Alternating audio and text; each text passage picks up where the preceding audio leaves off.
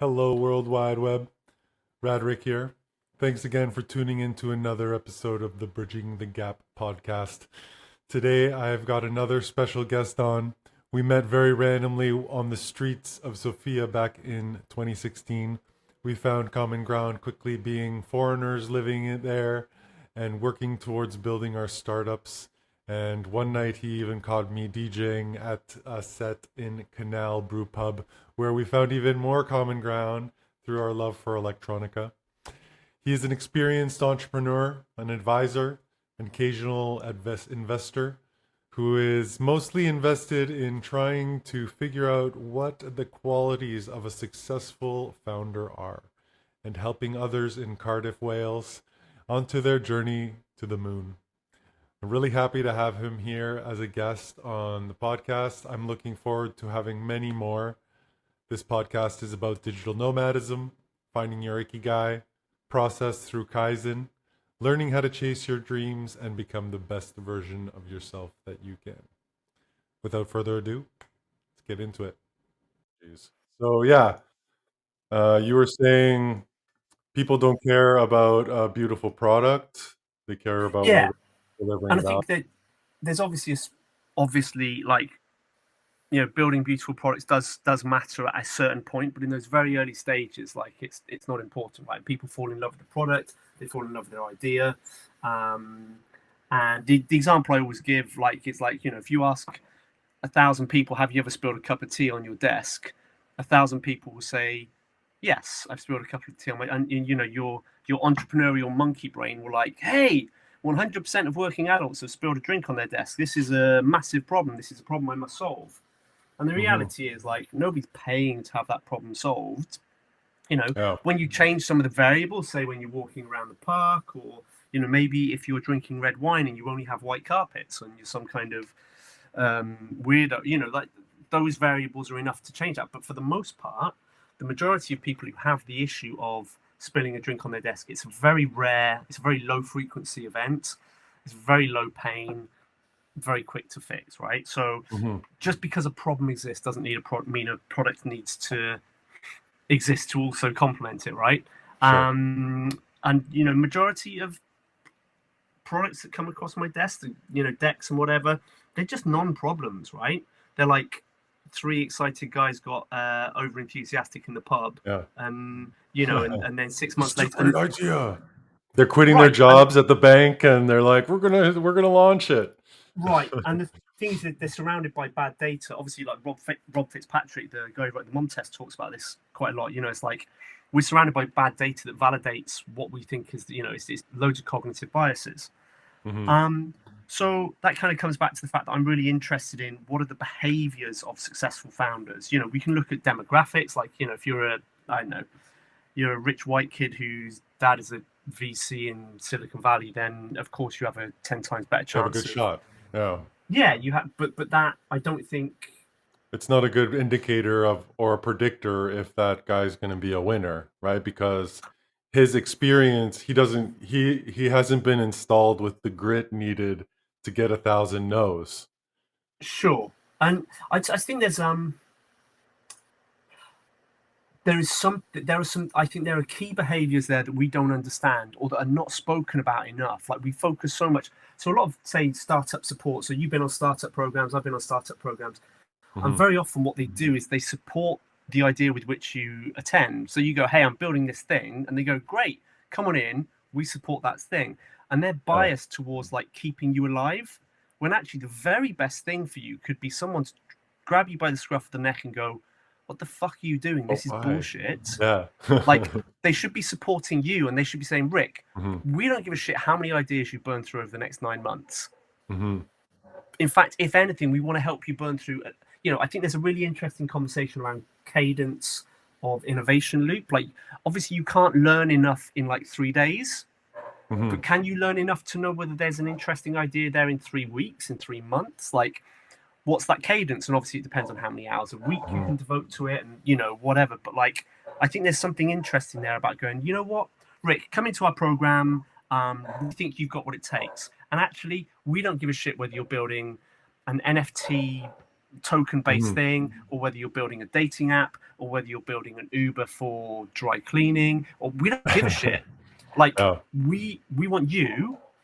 And like, so what behaviors do you need to instill in founders to make them fall out of love with their product? Like, Mhm. because it's ugly baby syndrome, right? Everyone thinks their Mhm. baby is the most Yeah. beautiful baby, and it's like, no, it's not. Like, your baby's ugly. Like, get Yeah. over it. Like, I so yeah. I think it's really important to not be married to the idea and to just let the idea, like when it is a baby, it's just like in the same way that you have to let a person grow into who they are. Yeah. Your product needs to be malleable from the version of it that you have in your head to be successful. Because if you're not paying attention along the journey of the build, you're gonna lose that baby, and you're going to turn it into something that doesn't have the same opportunities because you had an idea for who it was going to be when it grew up. Right, 100%, and you're just completely narrowing its potential, right? And unless that potential, by almost by luck, completely matches what the market need is, then there are no successful products on the planet, that look exactly like the founders envisaged them in the pub when they came up with them. Absolutely. They don't Absolutely. exist, right? Because every successful founder had to put their ego to one side at some point and go, oh, I was wrong about my customer. My customer doesn't want this, they want that. And sometimes it's like completely opposite to what they thought, and sometimes it's like just a slight tweak, but they had to put their ego aside. And I think a good Yeah. founder will do that, right? And so for me, I'm really interested in what those founder behaviors are. Like, are they speaking to their customers, or are they just blindly building shit? Yeah. You need Are to be. they right? And I think I've worked with startups over the last handful of years that are just like infuriating. Like, there's startups I can think of now who came onto accelerator programs that I ran, or pitched me or whatever, and it's just like they've spent 3 or 4 years just building in the dark, and it's Yeah. just like, and and you think I speak about this from a point of having done a lot of this stuff myself. I've made these Yeah. mistakes, right? Partly because Totally.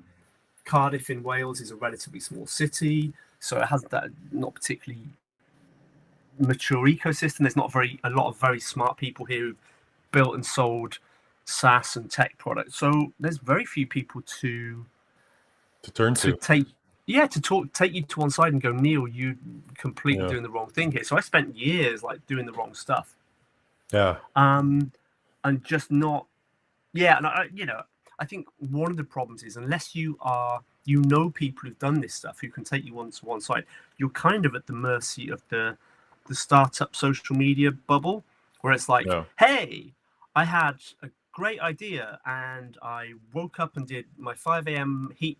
hot yoga, and then I did like 10,000 press ups, and I drank a protein shake, and I crushed it for 23 hours, and that's what I did for 6 months, and then eventually I was successful, which is like, Yeah.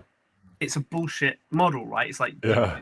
and it reinforces this concept that like you come up with a moment of genius, and then you just hustle and crush it for 24 hours a day until you're successful. And it's Mhm. actually, the reality is, entrepreneurship's more of a process than anything. Like, if you look back over Sure. your career, it's that innovation loop. It's like, you try it, you test it, and you said at the beginning, like, you've restarted several times, and you have to have comfort with that as an entrepreneur. You have to, whether it's personally Mhm. or professionally, you have to go, Mhm. shit, I'm starting from scratch Ground zero. and ground I zero, like and I like what was it, Chuck Palahniuk wrote. mhm. It's from Fight Club, because it's only Ah, when you've got nothing that you're free to do anything. So it's like I 100%. I feel a little bit of liberation in those moments, because it's just like I have 1,000 ways I can go, and I just have to be like, which one's the most interesting or best one? Because I have a few products that I will dive into, but the reality is that with the cards that I'm playing with right now, which one is the most important one for me to get as far as possible, right? And so that's why, two of them are basically on the back burner, because my network isn't strong enough to to find users who will use them in an early stage, or they're not like roles that I am like directly like one's a shopping product, an e-commerce, so I'm not a shopper. one's one's like a tradesman job. I'm not a tradesman, you know, and like I have some friends in my circles who would probably use those things, but with the product that is kind of my flagship product, it's like I'm the ideal user for that product, or I am a ideal user for it. And so that's where I'm investing my time.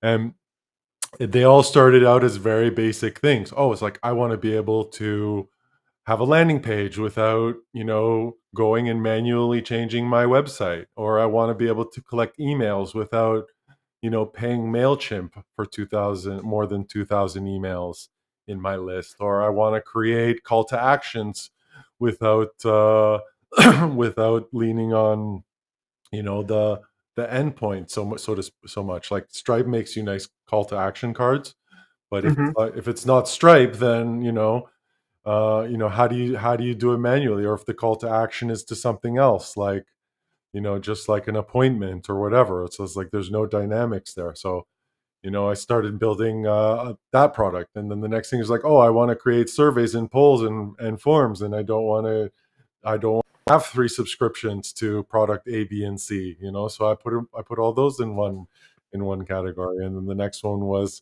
you know, I want, you know, Shopify shops are a big investment of time and effort, and you know, it'd be great if could just send somebody my pictures and I get my you know, get my t-shirt or whatever. And so that's like the third piece, and that's where they started out as. Hmm. Actually they started even sooner than that, because I just bought the domains, right? I bought clickstudio.email, clickstudio.biz, clickstudio.shop.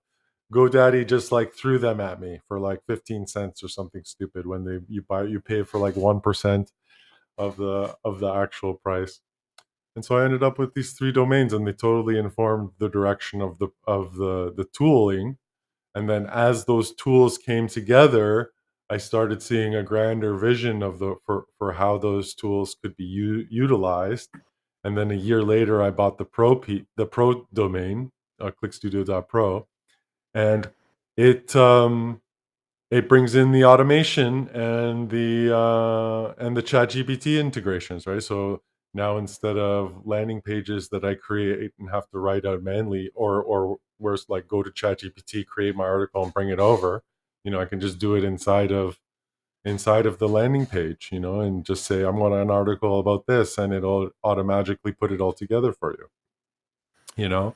And then it was way after that that I realized, oh, like the real the real win is being able to bring your customers into that ecosystem and engage them with all these tools as, you know, ways to, you know, build excitement, to build FOMO, to build a space that's exclusively for them, you know, and allow them to have a, you know, a space where they can access certain kinds of knowledge or information or spaces with peers, that because that's where the value is, right? It's like people want to learn, people want to be informed, they want to be entertained, and they want to be people who are like them, or they want to be like, or are you know, learning from.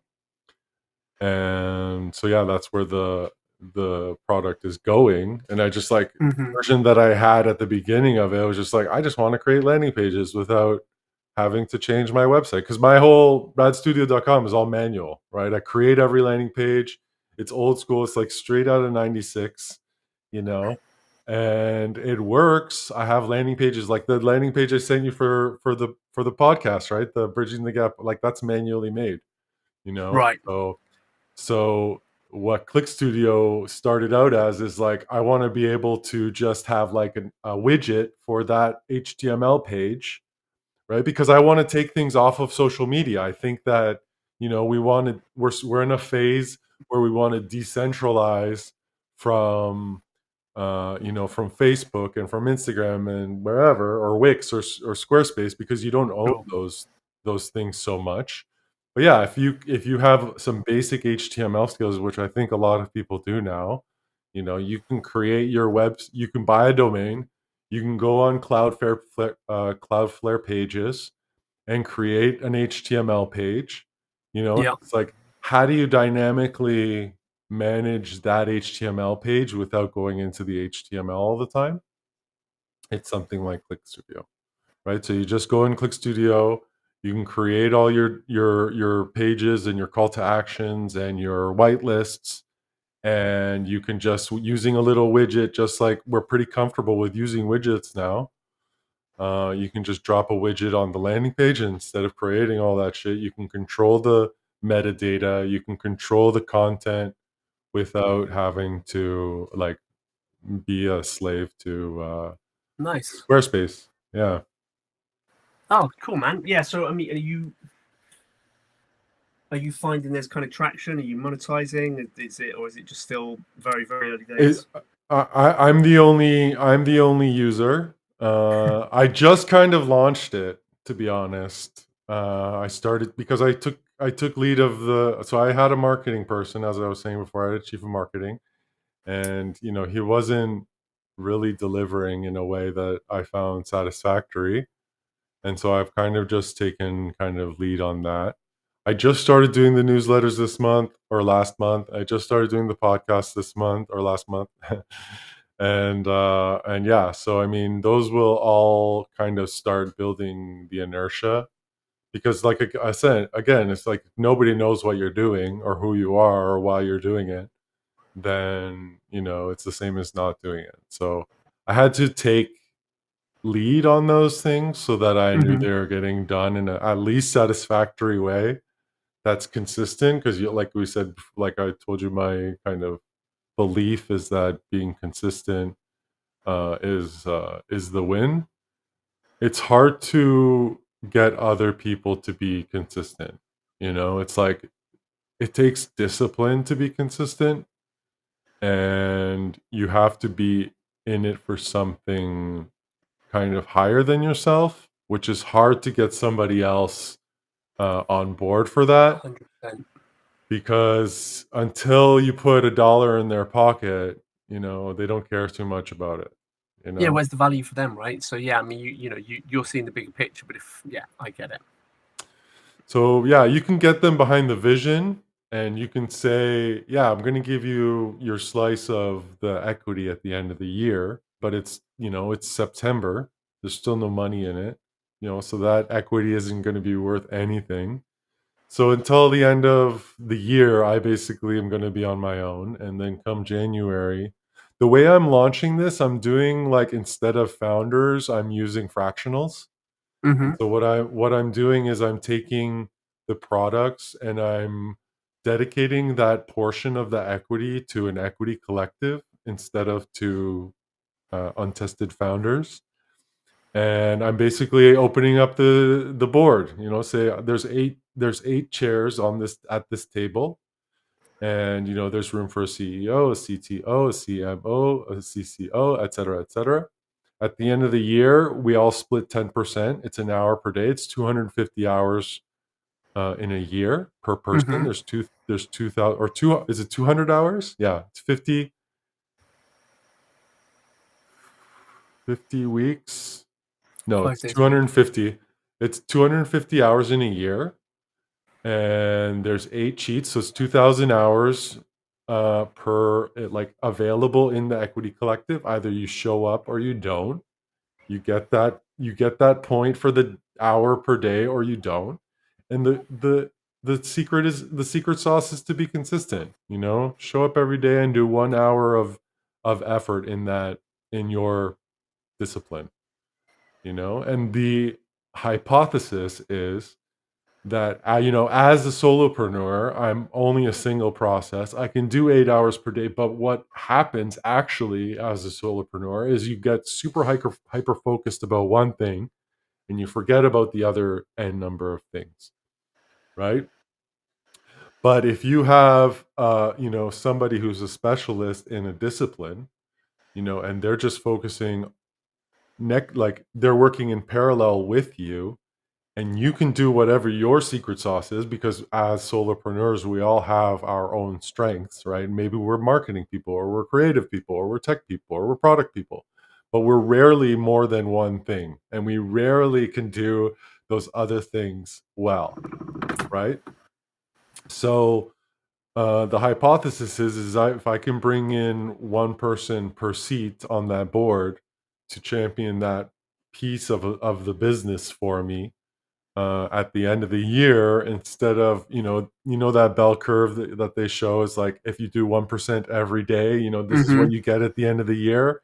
And when you don't, I have this very little, you're multiplying that by every single CXO that you have on the board next Sure. year, right? Even if it's 1 hour per day, it's a meaningful hour, assuming that they're spending that hour well, right? And Well, this is it. I so, mean, I think there's something to be said for just broad accountability as well. I just bumped into a friend of mine in the street, Nick, who sold a business called Object Matrix a few years ago, and they were.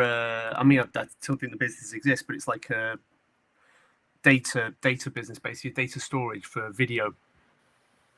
Really interesting. They've been around for a long time. And like Nick and I were both talking about deciding what to do next and how it's difficult, and I think we both decided, and also another friend, also funnily enough, called Nick, who sold a business, like a big e-commerce business, sold it for tens of millions.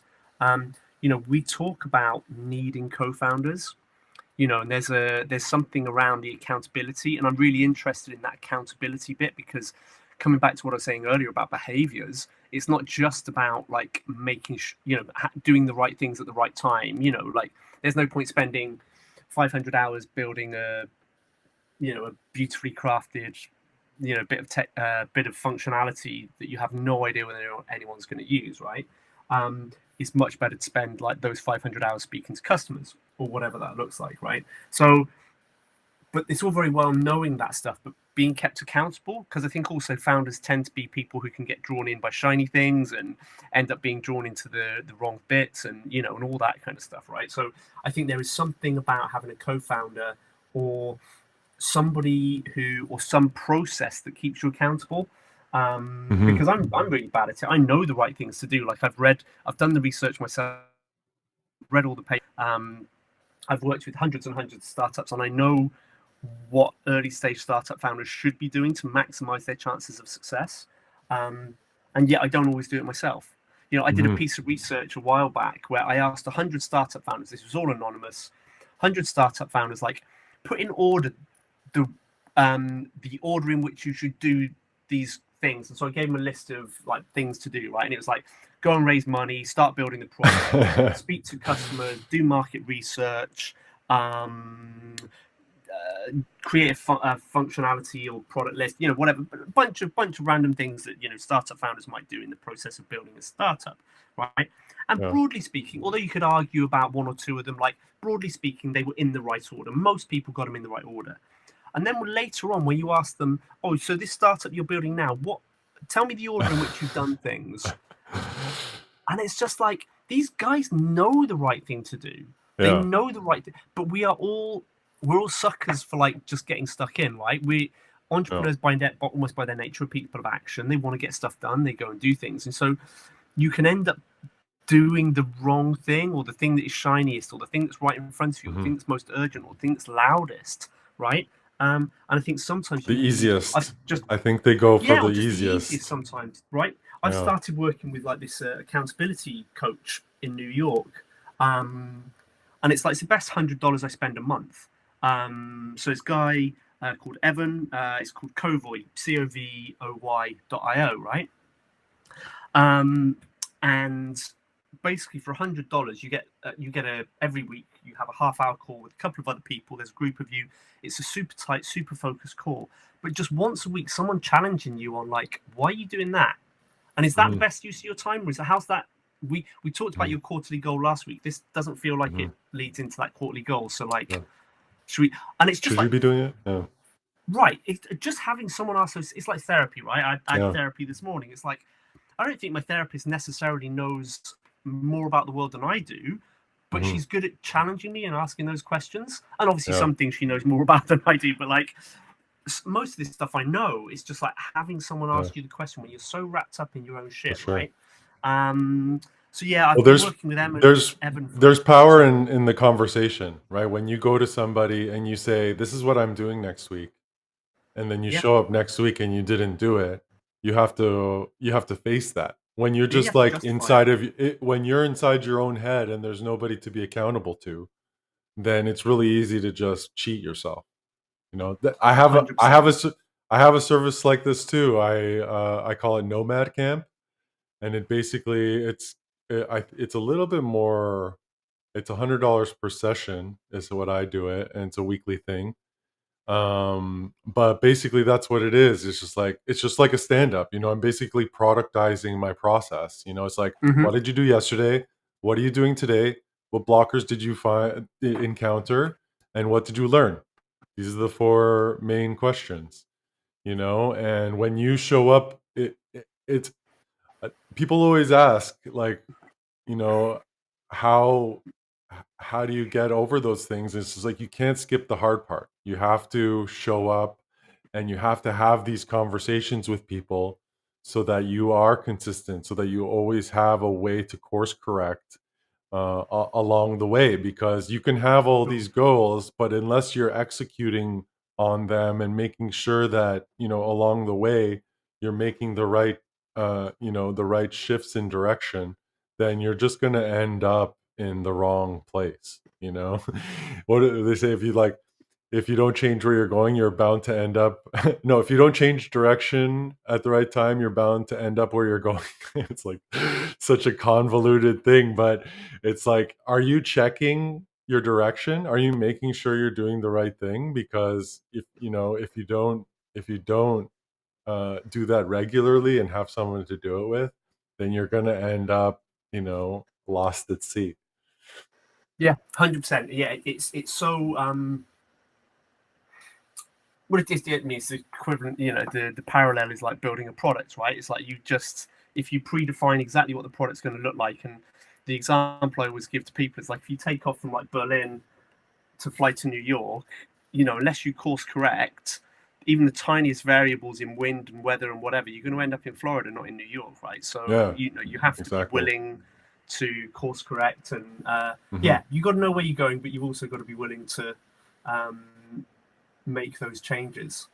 Yeah, it's difficult. I think working with founders is really challenging sometimes, because by their very nature they are driven and focused and they have vision, and but sometimes you have to like break the ego down a little bit. So I ran a couple of accelerator programs a while back, and I think I would say the majority of my value to them as the kind of the course director, as the program director, was challenging them.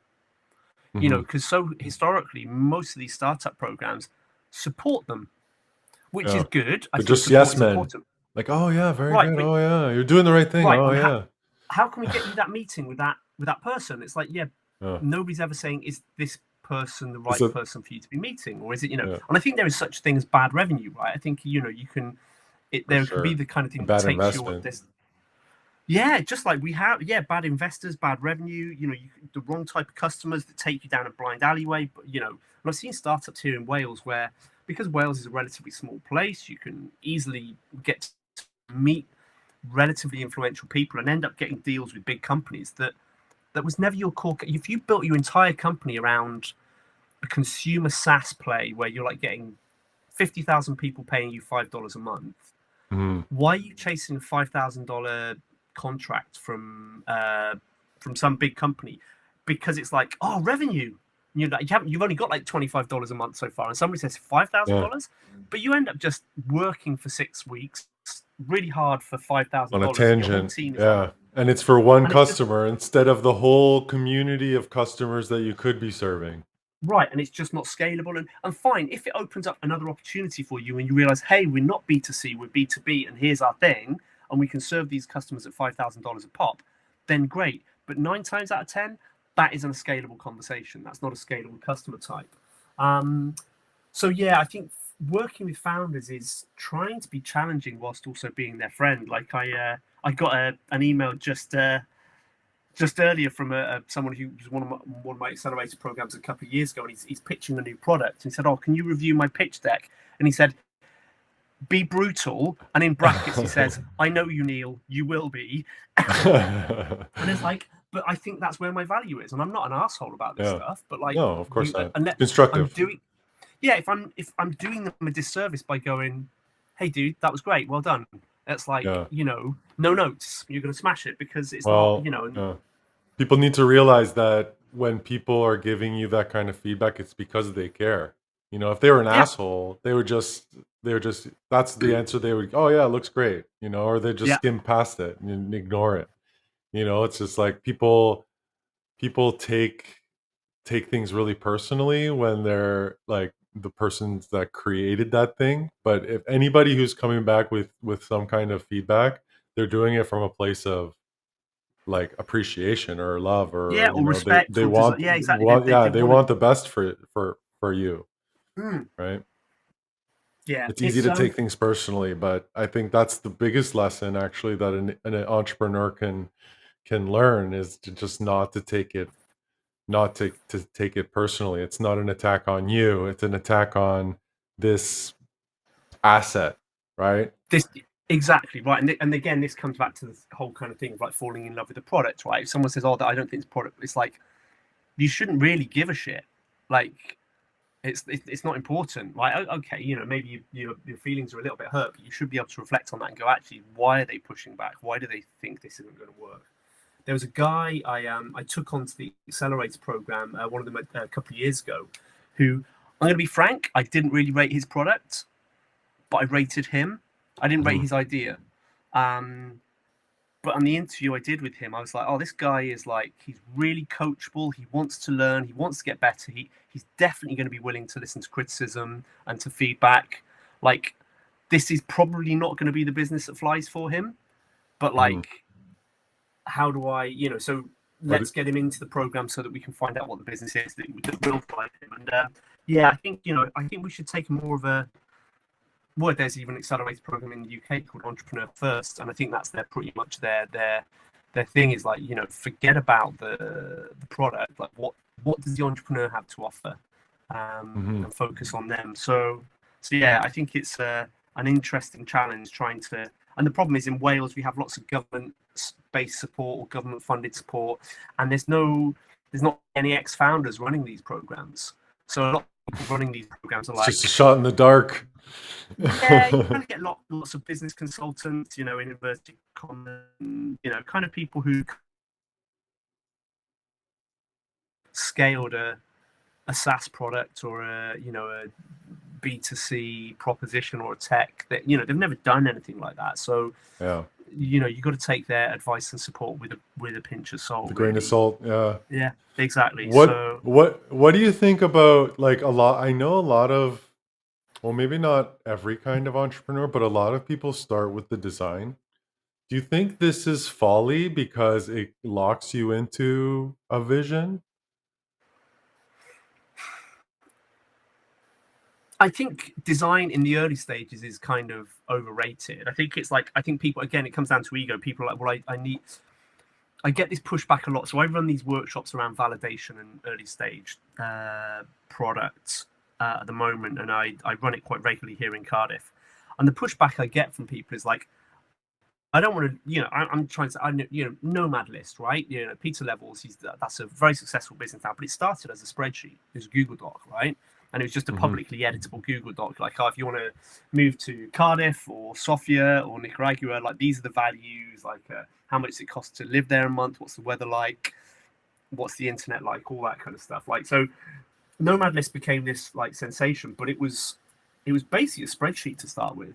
And so the pushback I get is like, oh, won't I lose customers if I launch something that just looks and feels a bit shitty? And it's like, well, yeah, you might lose one or two, not as many as you think, because you're not Coca-Cola. Your brand value at this stage is it useful? Right. If it's useful, like, if it's not useful, you're going to sink without trace, and nobody's going to forget about you and remember you anyway. And actually, the reality is, it doesn't kind of matter. It's much more value to you now to learn what the customer wants than to please some people who may or may not give a shit about what you're building, right? Mm-hmm. Like it's you're bringing the learning before the sales. So people think I can't sell something that isn't beautiful. It's like this isn't about selling, right? You're almost pre-selling. Like Exactly. it is before sales. This is about learning, and learning makes later sales so much easier, right? So And the thing yeah, is like, as from a tech standpoint, like it's really easy to change how it looks and feels. You know, it's just like go for the functionality. And you know what I find too all the time is like people build solutions, but they're not building products. You know, like yes, they're not able to onboard a user. They're not able to have like a multi-tenant kind of product that you can have different users coming into and using for themselves in their own contexts. And then you're not setting up a way for that user to pay for the product, you know? And it it's just like, reminds me how, go ahead. there was a really I was mentoring a guy a year or two ago, really lovely guy, and he was building a kind of Airbnb type thing. It's an Airbnb very similar to Airbnb, but like for a particular niche. And he was a great photographer, videographer, and designer. Like so, he built this very beautiful landing page, loads of moving images, gorgeous photography. And I was like, hey, so but I kept on pushing him like, when are you going to launch something? Like, and he's like, I said to him, oh, what have you done in the last week? And he was like, oh, I've got a friend of mine's designing a logo, and he said it's only costing me like €3,000. And I'm just like, fuck, man, like it drove me 3,000. insane because, yeah, exactly. So this guy was doing a full. I was like, you don't even know what your Go to customer Canva, it wants yet. costs $20. Right, and at this stage $20 it a doesn't month. matter. Like, but he was so obsessed with how it looked. Anyway, so I said to him, like, That's okay, ego. and That's I all looked at his ego. landing page, and there was like this apartment there, and it was his apartment. He was using his apartment as a dummy apartment. And I said, hey, so Okay. if I came to your website today and I want to book you, he was based in Amsterdam, and I was like, I want to book your apartment for next weekend, right? It's a beautiful looking apartment. I'm coming to Amsterdam. I'm in your niche. How long until you can take a booking? And he's like, well, I've got a guy building the payment system, and then I've got to do some more photography, and but he said maybe within 2 months, right? And I was like, PayPal, like, I want to put the money. If you can't, if I come to you and say, hey, I want to buy that thing now, and you can't find a way to get my money into your pocket in under an hour, you're not an entrepreneur. Like Yeah, and I said to exactly. him, I'm really sorry. Like, you're a really good guy, and you create beautiful videos and photography and design. That's what you should concentrate on. You are not an entrepreneur, because Yeah, I am looking at your website now. I'm seeing you've got a lovely apartment. It's in a nice part of town. I want to book exactly. it for next weekend. How can I give you $500 today? And he was like, give me 2 months. And I'm just like, fuck, man. It It was was just like, Stripe. I can do it in 30 minutes on Stripe. I can have a no code solution. You can have your product, your payments or you can portal. email me a PayPal Yeah, link. Like true, it true. takes me 1 minute. Or I can Yeah, give you my Monzo or my Revolut. Like, it doesn't yeah, matter. Like, but the guy was he had such a preconceived notion of the customer journey. yeah, And it's like, actually, the customer kind of doesn't care about the journey. The journey can kind of be a little bit shitty as long as it's yeah, genuinely solving a problem for me, right? yeah. And that was what I was trying to get into him. Is like, it's really difficult to sometimes get that, and some people just get it, and some people don't, and some people never get it because they fall in love with it. And so, Hmm. he was a really sweet guy, and I think actually he's kind of, I don't necessarily think he's taken my advice, but I think he's just given up on the whole Yeah. concept because it's never going to Well, work, right? yeah, I think that's interesting. You're not an entrepreneur, and I think people really think that the value that they're getting money for is in the experience and instead of in the value proposition. It's like they need to have a full website and everything figured out before they can ask for a dollar. And they don't realize that it's like it's a small transaction. I give you value, you give me a dollar. And until you achieve that, all the other stuff is superfluous. You know, considering how the user journey is or the user experience is, before all that is just fluffy.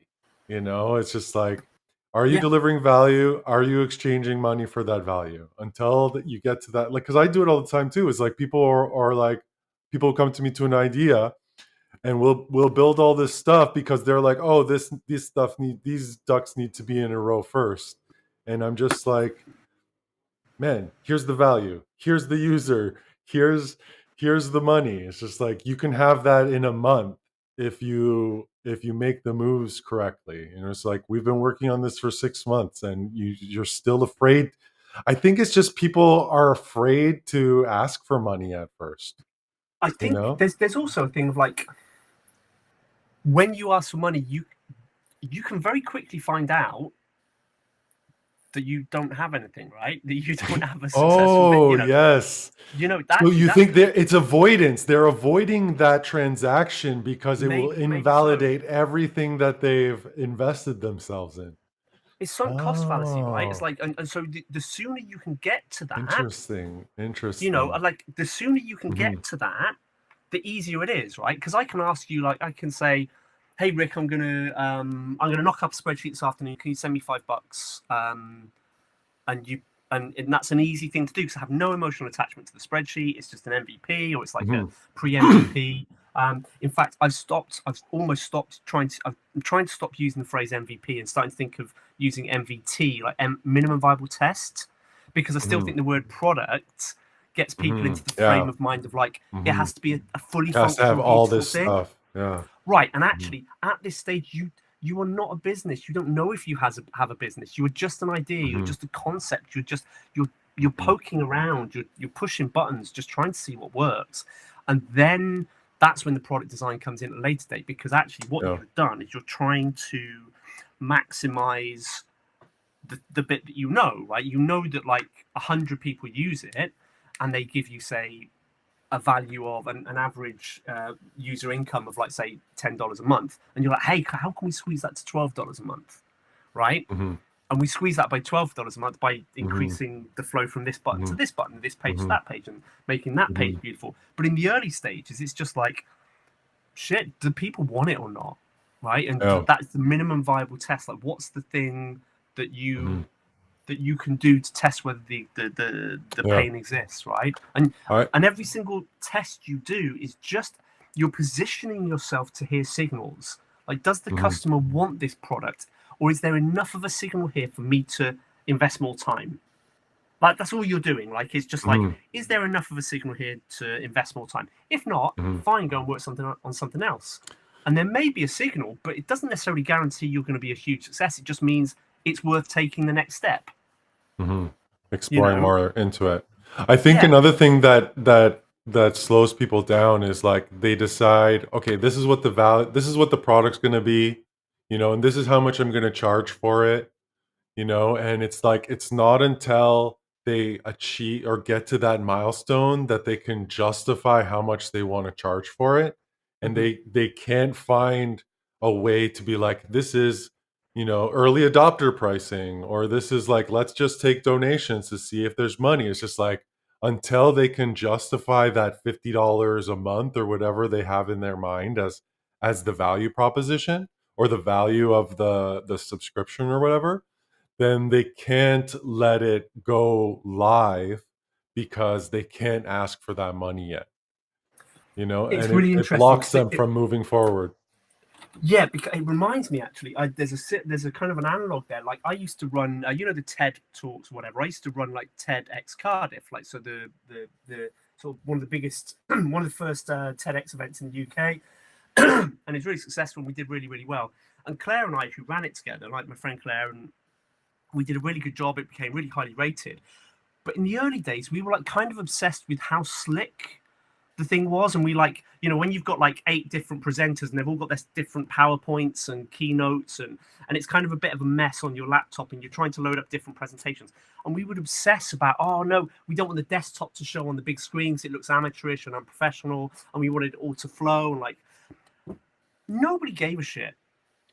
Like, we obsessed about, I think when you do like event production, I've put on hundreds of gigs and club nights over the years back in my music industry days. Like, nobody notices most of that stuff.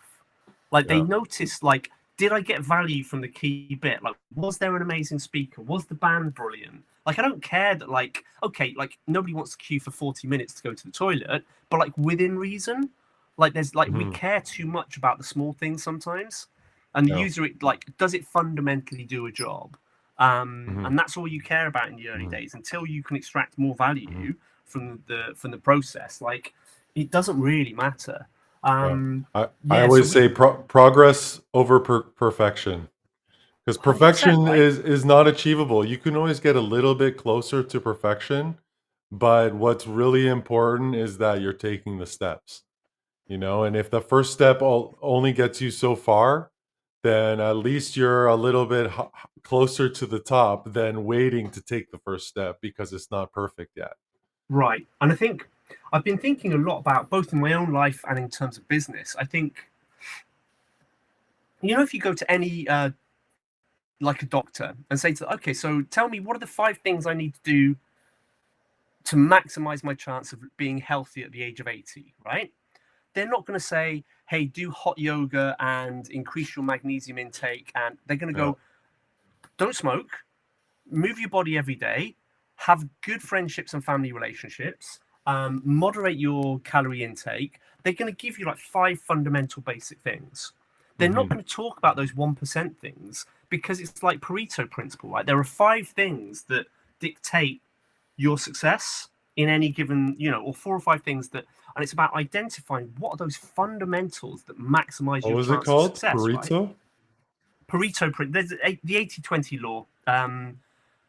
So like 80% of the value of anything comes from 20% of the thing. So 80% of your revenue will come from 20% of your customers. Okay, 80% of your cool. your benefits in the gym will come from 20% of your workouts. Like generally kind of, but for me, it's like, so in terms of health, like what are the 5 things like that a doctor will say that, and again, they're Hmm. not going to talk about all these kind of like probiotics and what, and some of those, Hmm. obviously those things have value, Hmm. but actually in most things, and the same with business, right? It's like, or same with the product, it's not about what shade of green. Like, if you get to a stage where you're earning $10 million a year, then of course you want to maximize every 1% because 1% really has value. But in the Hmm. very early days, when you don't even know if you have any value or at all, like there's no point worrying about the shade of green you use on your homepage because Cornflower 0.1%. blue. Right, yeah, exactly. So 0.1% improvement in your revenue when you only have $50 a month is pointless. Like, don't worry about it. Yeah, So like exactly. I'm very much in a, like, both in life and in business, like trying to identify where are the key fundamentals where I can maximize benefit without having to work. Because it's so easy to read an article that goes, hey, I smashed my ARR by doing this one tiny trick, and it was like I moved the menu item from the top right to the top left, and it's just like, yeah, that's, Did you though? okay, fine, whatever. But if you were, I mean, obviously, if you're Facebook and you're doing hundreds of millions of dollars a month, then 1% is worth pursuing.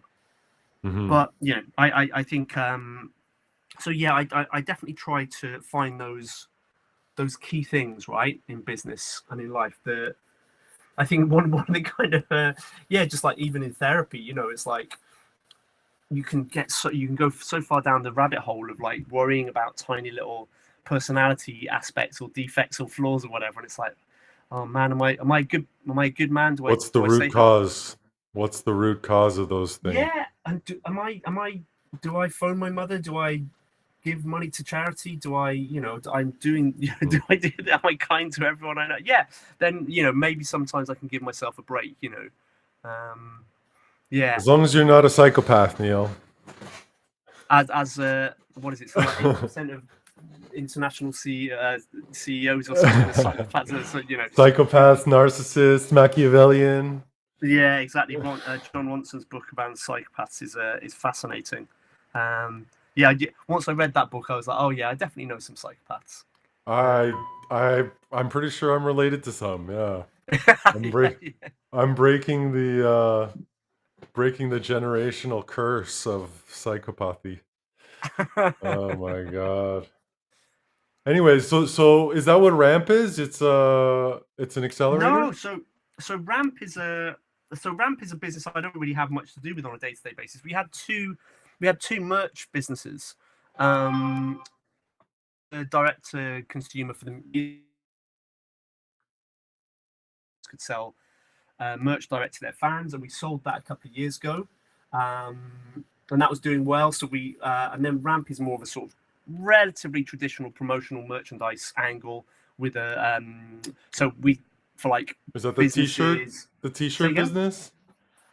Yeah. So we did like t-shirts, hoodies, tote bags, whatever. Right. But we do it for like podcasts and teams and big corporates Hmm. and conferences and whatever.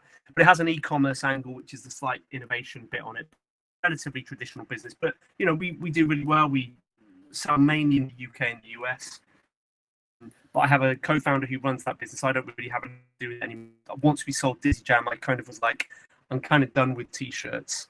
Yeah. And I kind of my days running a t-shirt business are over. So yeah, so I kind of although I'm involved in that business, I don't have any day-to-day involvement really. Cool. So no, the startup founder behavior thing is still being defined. I'm still working on some, doing that sort of viable test over the next couple of weeks. I've applied to a couple of accelerator programs, but that's a thing called product market hit. So product market hits currently is kind of a startup founder training company. Okay. And most of what I do at the moment is deliver workshops around in Wales. But that is going to be a SaaS proposition really around understanding startup founder behavior in a way that allows us to support future startup founder behaviors. So we, say for example, we could say, we can see that you're building a B2B invoicing app for small businesses, for freelancers. Did you know that at this stage, those type of businesses that have gone on to succeed, that are similar to you, have done this, this, this, and this, and those that failed and fucked up did that. So avoid doing that and do this, right? So it's about it's a data play partly, and it's understanding what startup founders do on a day-to-day basis, and using that to Okay. kind of predict their success. So for the startup founders, it'll be supportive. It'll be like, hey, here's what you should be doing today. And for investors, whatever, it's like, hey, these are the guys who are kind of doing, because you and I both know that like raising money is not necessarily an entire It's not the meritocracy, best right? play. Yeah. No, right? But there are so many startups that have raised fuck tons of money on basically thin air, right? And it's you Yeah. look at That's the what was idea. it? Yeah, what was the name of the woman who did the Theranos, the blood testing thing? She sort of raised Oh, billions, right? Elizabeth. Yes, yeah, her. So like, but there was no under the hood understanding of what she was doing day to day. But if we had that, we could say, well, actually, she's okay. It's still risky, but there's evidence of and obviously biotech like that is maybe a slightly different proposition. It's particularly complex, but the kind of stuff that you and I might build, like consumer tech or B2B or apps, it's like if an investor knew that okay, they're kind of charismatic and they've got good pitch deck, but how do I know that this isn't all just like bullshit and there's no Bullshit. evidence of the customer Yeah. actually wanting this product? But if we can go, Yeah. look, well, we can tell you, we can say, look, we know that they've spoken to 150 potential customers. We know that this kind of stuff exists. We can give you maybe a little bit more confidence that they're a viable proposition. So yeah, so that's kind of what I'm working on at the moment. Just understanding startup founder behavior and how it can predict success. Because I think, there's loads of websites, Crunchbase and whatever, that talk about funding rounds and MRR and MAU, and Yeah. it doesn't. Those are just There's so vanity many, metrics. certainly in the early days, definitely. I mean, there's loads of like, what was the thing that was massive in the early days? Clubhouse, early date Oh when yeah. COVID, like the It's a feature, not a product. right. So the DAU of that was insane. Like millions and millions of people using it daily, but like nobody. There was no sense of like, oh, well, it's what an understanding of what the problem was it was solving. Mhm. And maybe And then I don't know Twitter what Spaces, happened to it. just like they launched Twitter Spaces and it disappeared because Twitter already Yeah, has all the people they need to to drive that product into existence, whereas Clubhouse has to like market themselves and gain customers. And like, how do you Sure. monetize people into a product when all those customers are already in Twitter and they're getting the same value, right? You have to have Well, it's something like, that and some secret sauce. something I say in my workshops is like, there's a startup that died, a very, very well-funded startup that died earlier this year called Artifact, right? And it was launched by Kevin Systrom, one of the founders of Instagram, right? So Kevin Systrom has got pretty much infinite access to talent, resource, Mhm. insight, money, whatever. This is not a Clout. guy who, all that stuff, right? Did you know that there were a record 622 CEO changes at US companies last quarter? That's a 48% rise from the same period last year, and a 27% increase from the last quarter. More CEOs are deciding the stress, pressure, and loneliness just aren't worth the money. On that lonely journey, it's hard to find somebody to trust and to speak with openly. And there's hardly anything more effective than taking moments of reflection, structuring the challenges, and prioritizing well for the business, but also the personal journey. Chief officers are quitting in droves, and many are looking to fractional leadership as an alternative. That's why we launched a new venture collective for CXOs called the Golden Ticket Club, a way for them to be a part of a kind of council of peers. Going from a chief officer to a fractional doesn't have to be difficult. You don't have to be an entrepreneur, a storyteller, a marketer, or a sales expert when you're connected with other vetted CEOs who are at your fingertips. Get started today. So, like, yeah, Kevin Systrom, one of the founders of Instagram, he launched something last year and then closed it down pretty quickly. Kevin Systrom's got like infinite access to money, talent, insight, whatever he wants. He can walk into any room and raise 1 million, 10 million, 100 Easy. million, whatever, right? Mm-hmm. And within a handful of months, so they will launch this AI news app called Artifact. Okay. And they very quickly closed it down. Because they tried it for a few months and then it died, right? And Kevin was very clear about, look, we just decided that it wasn't going to work, right? And so one thing I often say to startup founders is like, do you think you have more expertise, access to money, and potential for growth Right. than one of the founders of Instagram? Like, and Yeah.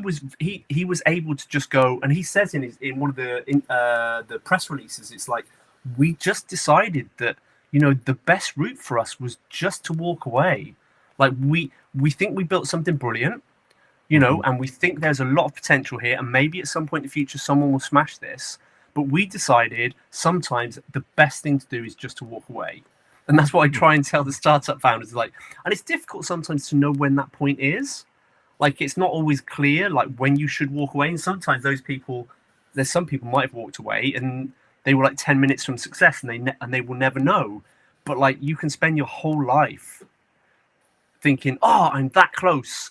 And it's like, you spend 5, 10, 15, 20 years thinking tomorrow's going to be the day. Everything's going to change tomorrow. And it's like sunk cost fallacy, right? And it's difficult. We've all been there, right? That's almost what the life of a startup founder is. But sometimes you have to go, you know what?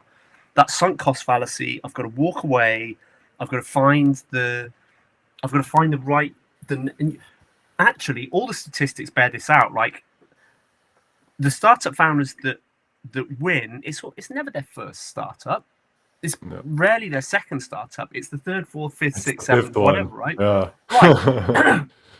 And so, how do we as startup founders, and how do we as people who support startup founders get them to that fifth startup as quickly as possible, but in a way that is not just like performative, like, oh, 1 week on startup 1 week on startup 2, 1 week on startup 3, because you're not learning enough. Like it's like I said earlier in the chat, it's like, how do we get to a position where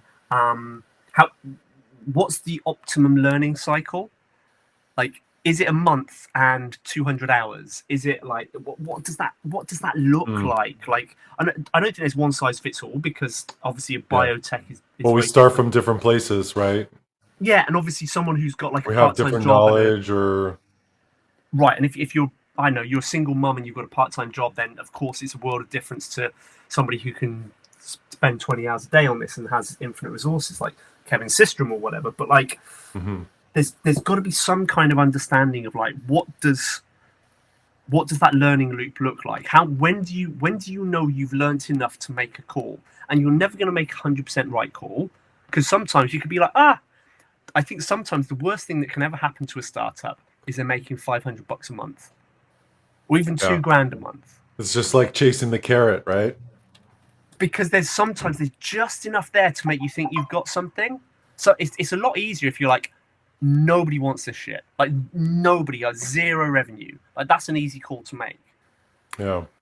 But like if you're making, as a solopreneur, you're making $500, $2,000, even $5,000 is like, well, if you live in London or Vancouver or whatever, like $5,000 a month, unless that's like it goes in a blink.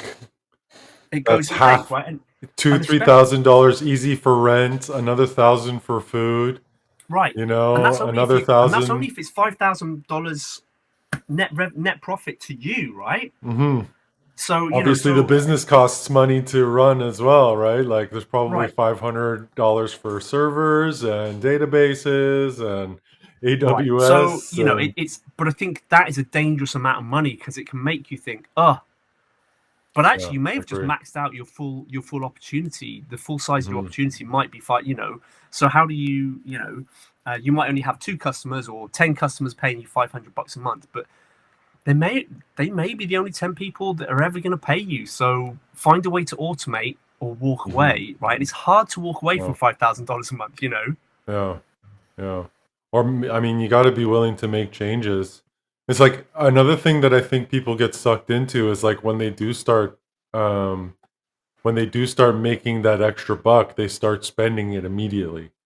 And instead of riding out the train and continuing to do tests and trying things out to bring on more people, they just amp up their spending right away. Okay, they hire a social media manager or another front-end developer, and they think that is going to be the thing that changes their situation. And really, it's just putting more burden on them, because every time you bring on another person, you're expanding the amount of work that you have and taking away your focus and attention from the things that are actually probably going to make you money. There's a really interesting article I got pointed at today by Paul Graham, your namesake, talking about like founder mode versus what's he call it, manager mode, like the difficulty of moving from being a founder when there's 10 of you and it's scrappy to suddenly having to manage people, and sometimes the messaging we tell people is wrong around that. But I've got loads of mates who are like running $10 million businesses, and they're like, well, all I do now is just like hire people and raise money. Like there's no product fun anymore. Yeah, there's no fun. Like I bumped into my friend James at the time. He was just like, they're just raising a $10 million round, or a £10 million round, I should say. And he's like, yeah, like that's all I do. There's no, the product and the innovation and all the fun stuff that part of the reason he started it is gone, right? And it's like, and I think over the years, I've seen a pushback to those kind of businesses, those sort of very VC on the treadmill, on the funding treadmill. You raise the angel round, you raise the blah, blah, blah, you raise Series A. So I think there's been a bit of a pushback. Perhaps people like you and I can see a way through to a $2 million business that doesn't require, VC. Big team, it doesn't require all that money, selling your soul. And maybe, even, if you want to go and live in Bulgaria or Nicaragua or whatever, you sell a business for $500,000 and you're set. You kind of, there's pretty sweet deal, right? So you can kind of, there's a financial independence potential there. Funnily enough, I just noticed on the side here, I've got my my Bulgarian residency card. It's expired now, but I kind of had that that was really was it a reminder? But it was like it was. For some reason, they were meant to give me a 2-year residency, and they gave me 5 years, and I was like, okay, fine, whatever. I'll take it. Yeah, exactly. Maybe they thought you'd have to overinvest yourself and just stick around.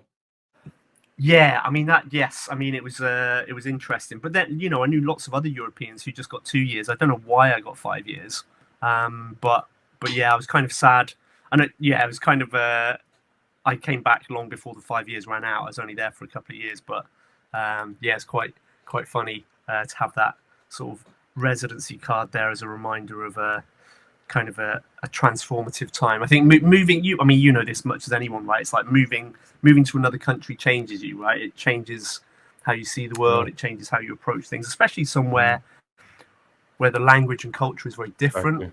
Exactly. Bulgaria is not like, it's not the middle of nowhere, but it's the language and culture are significantly different enough to be challenging, right? Yeah. It's about as west as east gets. Yes. Or that's east as west gets. Yeah, exactly. So it's a really interesting place. I found that I had an interesting experience when I went to Japan. It was like I've never felt so culturally out of my depth, but also 100% safe at the same time. Yeah. Like, I think there's some places where you go and you feel a little bit out of your depth, and along with that comes a certain level of feeling slightly unsafe or not like 100% confident. Whereas with Japan, it was like, nobody speaks English. I'm culturally have no idea what the fuck's going on. Yeah. But I also feel entirely safe and know that nothing terrible is going to happen. So it's like, it's the good kind of survival mode, because you know that the culture is like super respectful and rules oriented, and like the only thing you're gonna probably encounter is you breaking the rules and like ruining somebody else's expectation, but they're gonna like, oh, he's a foreigner. exactly. He has a good excuse for not knowing that he's supposed to stand in line right now and not bud. Whereas I think most countries in the world, especially Europe, North America, South America, like there are sufficiently enough bad people that want to take advantage of, they want to capitalize on you because you're like an ATM machine to them. Right, and sometimes that's just like, that's going to be like some taxi driver who's going to double charge you. Or it could be a lot worse than that, right? But in Japan, I just never even thought that might be a possibility. Yeah. It was quite funny. I want to go to Japan. It's high on the to-do list. I honestly think I have this vision that I'm gonna end my life there. I'm gonna just like buy an old hotel or something and turn it into a digital nomad retreat, and then just like, forget about everything else. Have you seen what I can't remember his surname. Matthias has done at Matthias, yeah. I haven't, because I met him because I was at the opening of co-working Bandscope. I was there the opening weekend, like whenever that was. That would have been end of 2018. Yeah. And I've stayed in vaguely, followed his exploits ever since. And that place in Semkovo looks wild. It's gonna be great. It's gonna be great. You know what? Like every time you go hiking in Bulgaria, you see an old hotel that the mafia built or something, and they couldn't actually launch it. And it's just like, what an interesting place for a hotel. I'm like, oh, it has all these features. Like, I want this place, but there's no way you can get it. He did a cool thing there. There was a place halfway up. I was hiking in Bansko, in fact, with my ex. In Bulgaria, and we were like halfway up one of the hills in Bansko, and there was just like this beautiful old hotel, completely empty, like hadn't been used for years, and it was just like, you just think, oh man, you could build a little utopian society here. Yeah, well, that's what somebody was trying to do, or they were just trying to spend money that didn't belong to them, and they used shoddy construction so that they could put more money into their pocket, and it's actually a condemned building. It just looks good from the outside. It was crazy. I spent a bit of time in Albania and got to know a few people out there, and a friend of mine's like half Albanian, half Canadian, and him and his family had kind of moved over to Canada years ago, but he was back in Albania. And what had happened, obviously, Albania had been a particularly communist state, and it was like basically the North Korea of Europe, right? And so when all that fell down in the 90s, it became quite lawless for a while, as all the kind of, all the as gangsters all those and countries did, They were trying to take control, but there were all when these the plots Eastern of Bloc land. fell. Right. So there's all these plots of land that had been empty for years, and nobody really knew who'd owned. There was some paperwork in some government building somewhere, but like nobody really, there was no knowledge of who knew this. And like my friend came back from like Canada one year and found like a block of flats had been built on his grandfather's land. Some mafia dudes just went, yeah, well, nobody's used that for 20 years, we'll have it. And because as Tirana, the capital, had expanded into the surrounding farmland, it had just become more and more urbanized. And they were like, oh, there's a field there that's next to a shopping mall. And nobody claims it, and nobody knew who owned it. And they, And it's because all the family lived in Canada. And then so he was like, how do you unpick that? Like, am I owed... A, who am I going to go and challenge? B, like, am I owed all the rent that they've collected for the last 5 years? Like, do I get them to knock it down? Do I own that building now? And it's just like unpicking all that stuff post Iron Curtain is a challenge, right?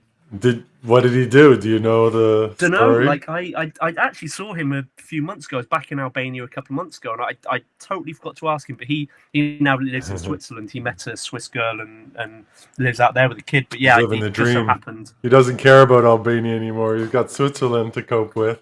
It's really interesting, coming from like Canada and Switzerland, two sort of very sort of regulated westernized countries, and but he has Albanian heritage and speaks Albanian and whatever, and it's I think it's been an interesting. I don't think he has any particular desire. I mean, I love Albania. I think it's incredible, and I think it's a very underrated country, and I think their tourism's growing like 30% year on year. It's just gone crazy as people are starting to discover it because it's really beautiful.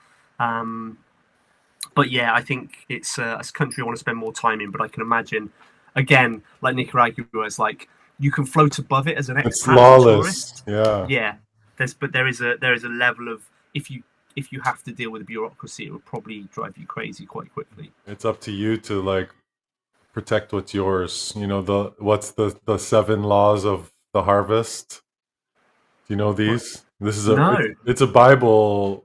It's a Bible story, actually, but it's like you reap what you sow, and you have to protect your harvest from pests, otherwise they'll eat it. And it's it's very true in business, and even more so true in in Eastern Europe, because if you don't protect what belongs to you, then somebody will eventually take it for their own. Take it. Yeah. Wow, that's it. Yeah, and it's so true. And you and I, like you say, it's something I said about Bulgaria a lot of the time. Is it is easy to float above a lot of that stuff, but I saw friends of mine, Bulgarian friends, kind of like cry with frustration at like how frustrating it is to live there and deal with the kind of mafia controlled bullshit. And the mafia aren't a huge daily presence, but it's like they're there when you when you see hundreds of millions of euros being wasted on projects that there's like, I think last time I heard about this is like they're taking, was it billions? It must be billions.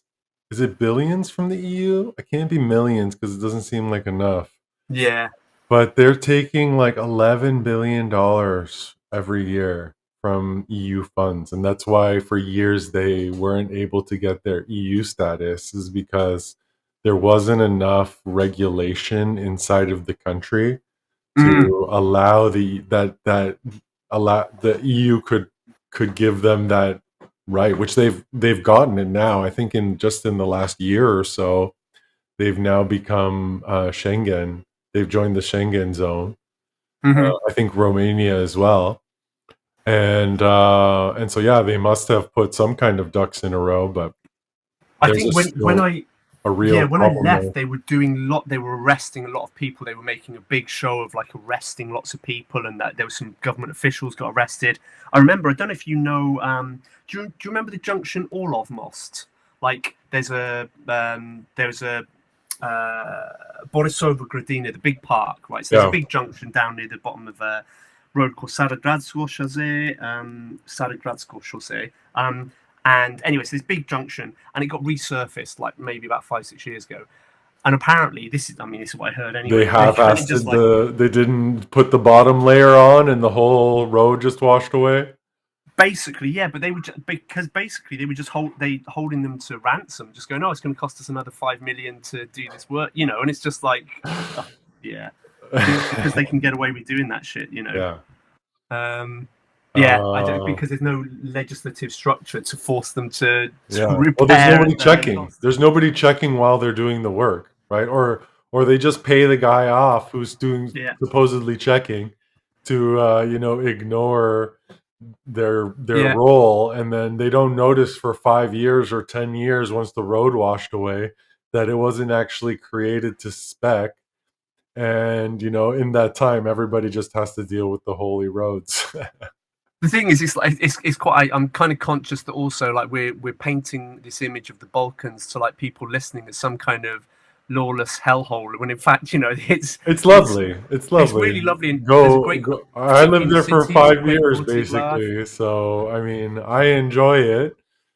But yeah, I mean, I wasn't able to get a visa there for 2 years, and I was building a business. And the only reason why they wouldn't give us, well, I mean, it's our fault too. They wouldn't give us the visa because our team wasn't managing, the government well. Basically, the taxes, like paying the taxes and creating contracts appropriately. And so yeah, we weren't awarded it for our own actions ultimately, because our team was operating under the assumption that we were working in a not and I can't take any jurisdiction for that because I had no Mhm. power there, but we were operating in a way that didn't allow them to put the stamp on the page. And so I was enabling that. I had to stop or step in a way that allowed us to actually start doing those things appropriately, and it was just way too late. But it's a lovely place. Like I would consider getting one of those apartments at Matthias's. I Mhm. can't. So I want to say Sozopol, but that's one of the cities. That's over on the east. No, That's on the coast. Yeah, it's Semkovo. Semkovo. Semkovo. Yeah, that's what it is. Yeah, Semkovo so co-living. Zopol's nice though. It's a nice little sort of It's coastal town. beautiful. It's beautiful. Yeah. Cinemoret is gorgeous as well. Has a Oh yes. beautiful. Although that I hear that's kind of expanded quite a lot in the last couple of Yeah. years. I used to go there with my ex, drive out to Cinema Moretz a lot, and it's Mm, like for those listening, it's like a little fishing village of like 300 people in the winter, yeah. and then in the summer, like Yeah. there's several Well, that thousand beach people. is just like it's enclosed on both sides. There's kind of like a canyon behind you. There's a It's river that magical. cuts over the beach and like around this like beautiful camping area. And you could just live there for the summer. And there's It's nice gorgeous. little there's nice little restaurants on the not restaurants, they're more like little shanties with bars. But Yeah. there's a couple like food truck kind of things there, so you can survive, and you can just basically live for nothing. The campground has everything you need to survive, and yeah, it's total beach vibes. I'm good. I need to. I'm wondering now about the price of hotels in Cinemarets now, because I was like back like when me and my ex were going out there a lot. It was so cheap. It was Yeah. like You can ridiculous. stay But for like 15 euros. You can stay in those little, not even 15 euros, 15 leva, 20 yeah, leva. You could stay at the mountain huts on Vitosha. I love those. Like you do a weekend in Vitosha, you just go for a little hike. Yeah, find the closest hut. It's like $20 per 20 leva per person. It's $10. And there's a little kitchen there, and they're making you bunny, not bunny. Well, bunita maybe in the right one. yeah. But what would they have? What did they call the meatball? It's been a while since I'm vegetarian, so I can't help kuf- you there. oh, kufte, I Oh, think. kufta. Yeah, yeah. Yeah. And what was the soup called? The tripe soup. Do you remember? Oh, yeah. I don't remember that. Thankfully, it's not my not. I enjoyed it. I would always have it because on the mountain, it's just like if it feels super authentic. You go up there, you have your what was it? Shumensko. Yes, the Have beer. a Yeah, yeah, yeah, Shumensko beer and a kifte yeah. and I gotta look up the name of the soup too. I got it. I think everywhere has got a lot more expensive in the last handful of years. So I noticed that in Albania, it's definitely more expensive. Not that I can really complain, but compared to the Shkembe. UK, it's still. Sorry, Shkembe. Skimbe. I don't even remember that. It would never been on my radar. Like, It's nice, and they put this like vinegary garlic kind of topping onto it, that's right. Yeah, and yeah, I do. I enjoy it. Yeah, And the it's yeah. yogurt, Bulgaria changed me for dairy. I was like anti-dairy when I went to Bulgaria, Oh, but like really? the yogurt and the cheese is just like there's a tradition there, and that Yeah, it's so lovely. The goat cheese and the lamb cheese or the sheep cheese. yeah. It's just Sirene and Kashkaval. oh, it's so good. And you go to these like little mom and pop what do you call the restaurants? Oh, yes. I'm gonna have Yeah, to I look know what it you up. mean. There's a place called Stara Tukushta that I used to go to all the time.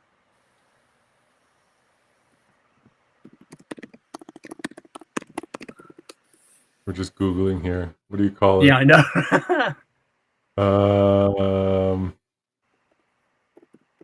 Is it something?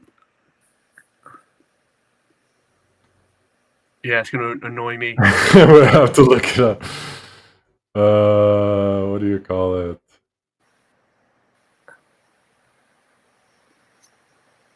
it? So there's a place called Stara Tukushta, which is in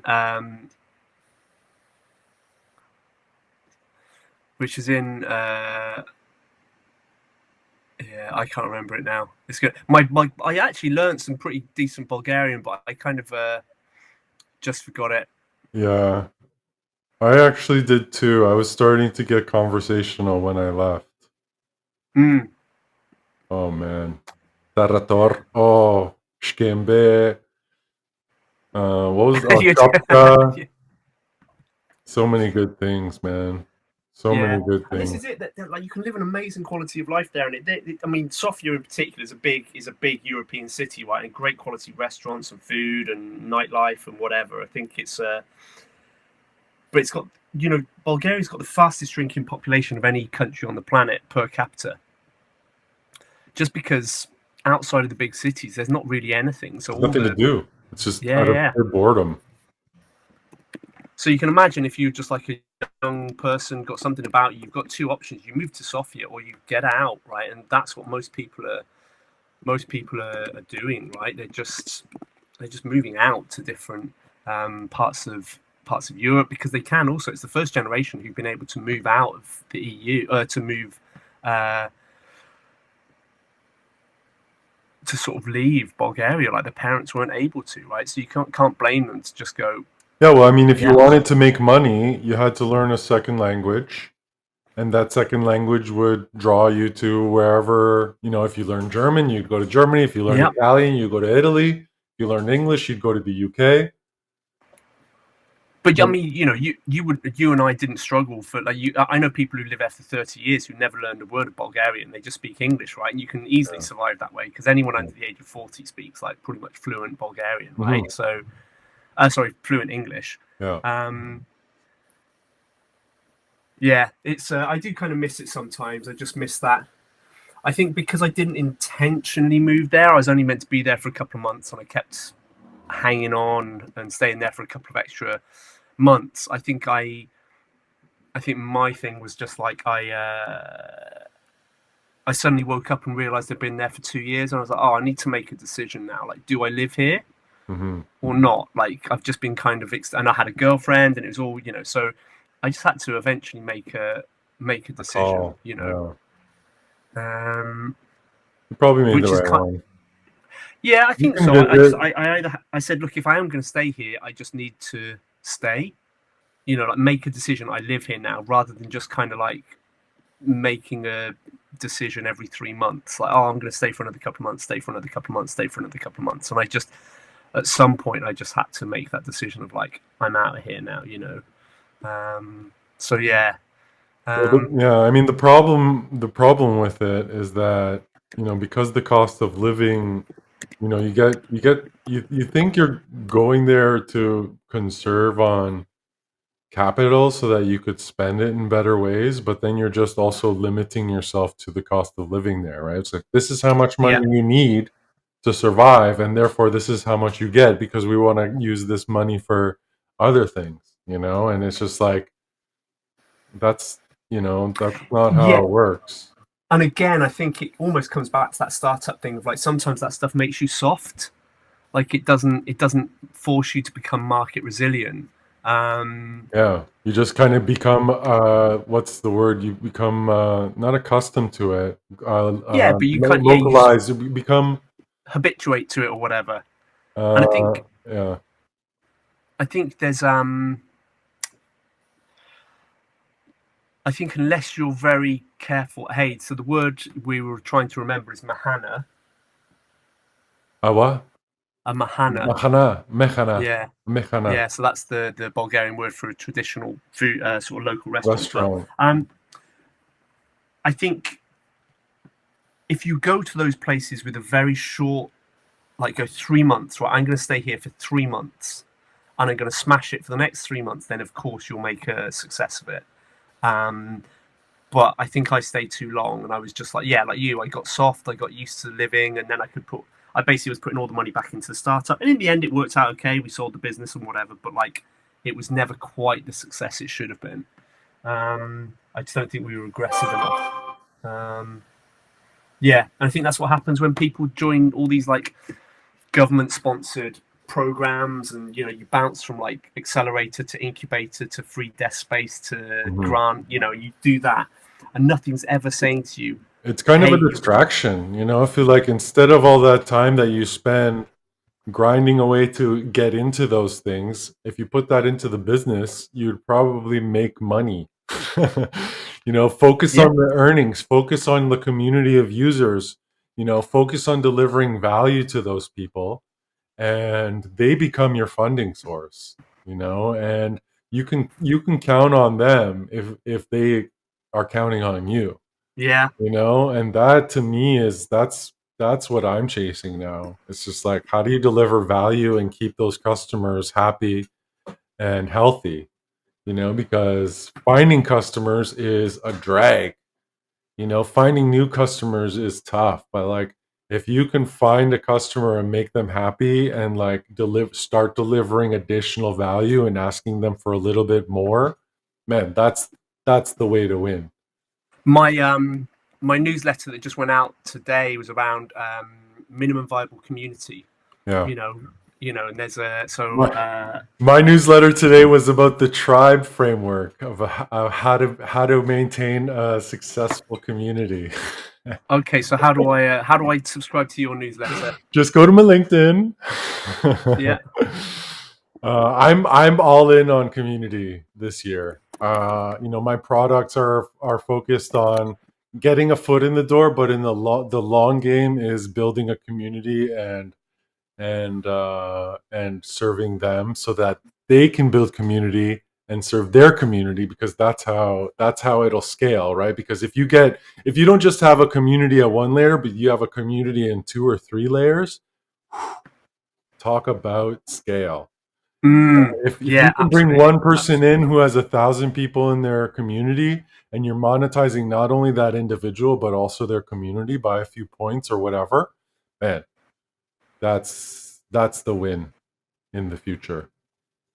Excellent. Hey, so I'm already subscribed to your newsletter. There Is you it just go. on LinkedIn? I just Yeah, for okay, now, cool. because it gets the most. I was using Substack for a long time, and Substack just wasn't getting me enough attention. And so it was not demotivating, but it wasn't encouraging. It was just like, I didn't feel like it was making any progress, any headway.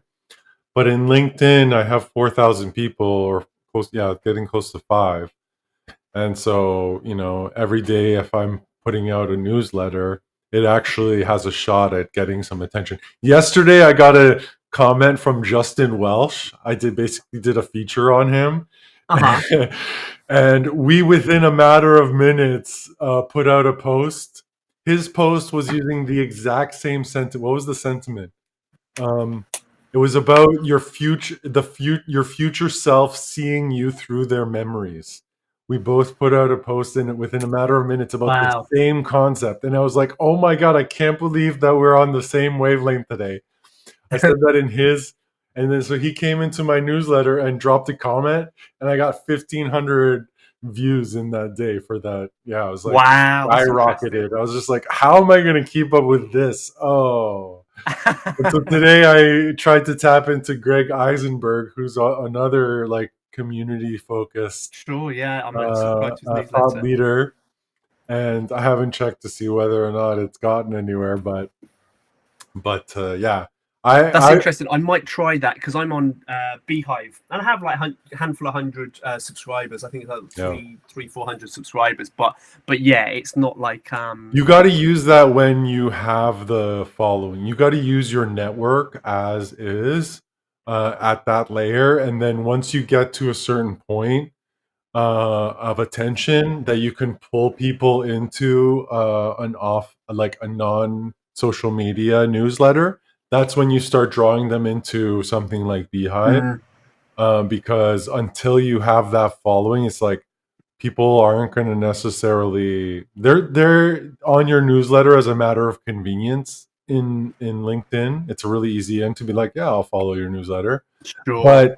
but getting them to come to your website and to drop their email into that little form on your website, that's a bigger ask. There is a functionality inside of LinkedIn that allows you to link your newsletter that is offline, and that maybe is something that you can leverage. But at the end of the day, it's extra steps. The least, if you can make it the least amount of effort to get them onto the list at first, I think that's the best play. Yeah, I think maybe I'll have a look at that because it was just a bit of an outlet for me, but I've got some plans for it around scaling that, and I don't quite know. I just want to get some sort of learning out there, some messaging. So I've got like hundreds of people who've come to my workshops, and they're automatic. But hey, I've just realised the time. I'm afraid I have to make a move. I've got another call in a few Okay. minutes. Cool. Yeah. Do you want to just drop your socials for your new endeavors or whatever? Yeah, sure. So I'll send you a link to put in the show notes and stuff, but it's just like neilcocker.com and productmarkethit.com. Product market hit. Productmarkethit.com. That's where if you go to there, you can subscribe to the newsletter. Yeah, I don't think, and then I'm just Neil Cocker on all the social media like Twitter and Instagram and LinkedIn and stuff, so people can find me there. But yeah, I'm increasingly finding myself disenchanted with social media. So I find myself LinkedIn is where I spend a lot of my time, but I also have a love-hate relationship with it. I think like with all social media, I kind of just I'm only there's a lot of I'm only keeping the business things kind of on a daily so that people who do come to check can just see that there's progress on those products. activity. My personal socials haven't gotten anything in 2 years. I noticed my Instagram, like I started it when I was 30, and my last post was when I was 40, and it's kind of like a time capsule now for me. And Perfect so decade. I might reshare something into a story, but I probably won't ever post again onto those. So that's what's Yeah, happening I don't online. blame you, man. Hey, well, it's really nice to catch up. Yeah, Really it was a interesting stuff pleasure. you're Thanks, working on. thanks for And yeah, give me a spending shout if I can time, help with anything, man. and yeah, we'll be in touch, no doubt. Well, that was Neil, the founder of Ramp, a startup connoisseur and founder aficionado. I really appreciate Neil for taking the time to chat with me today. In the coming weeks, we have a few other guests from my communities to listen to their stories and hear what drives and motivates them.